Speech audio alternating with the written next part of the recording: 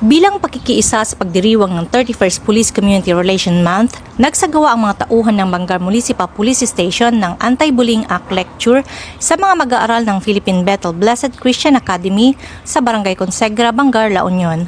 Layunin ng aktibidad na palawak ang kamalayan ng mga mag-aaral tungkol sa Republic Act No. 10627 o Anti-Bullying Act of 2013.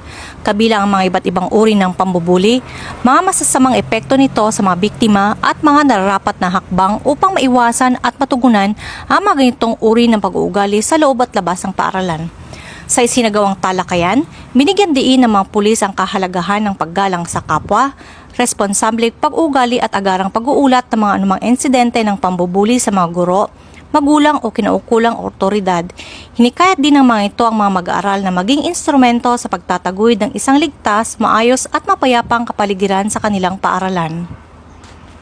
Mula dito sa Ilocos Region, ako ang iyong Police News Network Correspondent, Police Master Sergeant Carmela Danggecan, alagad ng batas, tagataguyod ng balitang pulis.